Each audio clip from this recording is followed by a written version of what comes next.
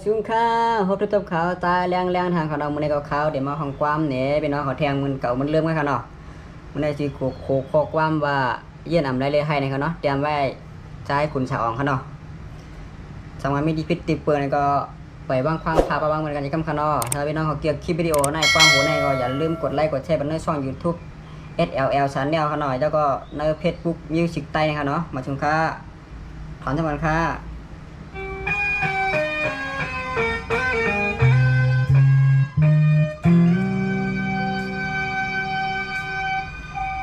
ถึงก้าวไม่ยาวน้องมีอยู่หลายหอนหือจังเจอเมื่อพ้องน้องไปกว่าไกลในกลางใจเคยทุบน้องอยู่ก่อนเยินหยับหนาปัญจายพี่เลยไม่ใจ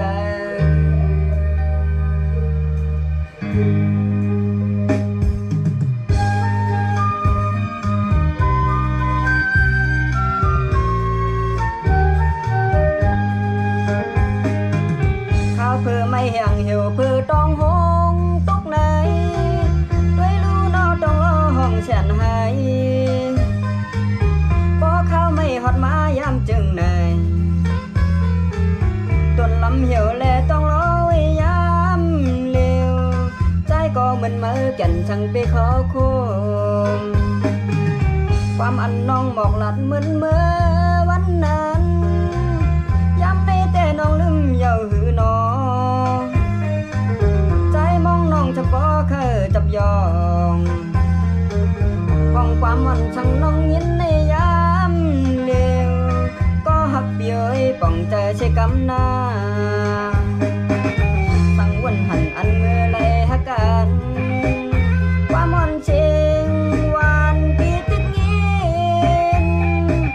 ปานนอนน้อยเปหัดนั้นหันกังใจในเลยไม่จมหาน้ำตาเลือดไหมเยินบ่ไหลกิ่งตกยาวน้ำตา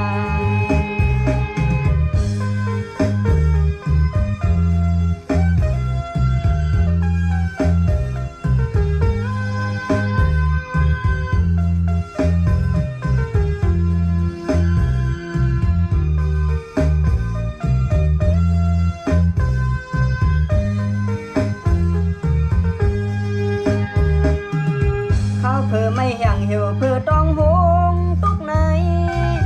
ด้วยรู้นอต้องรอห้องแช่นให้ก็เข้าไม่หอดมายามจึงในต้นลำเหี่ยวแลต้องรอไว้ยามเลี้ยวใจก็เหมือนไม้แก่นช่างไปขอโคมความอันน้องบอกหลัดเหมือนเมื่อวันนั้นย้ำในแต่น้องลืมเยาหือนอ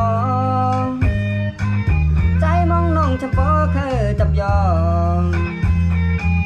ห้องความวันช่างน้องยินในยามเร็วก็หักเปียยป่องใจใช้กำนาสั่งวันหันอันเมื่อไรหักกันความวันเชงวันปีติดเกินปานนอนน้อยเปหัดนั้นเที่ยวในใจในเลยไม่จอมหาน้ำตาเลือดไหมเยินก็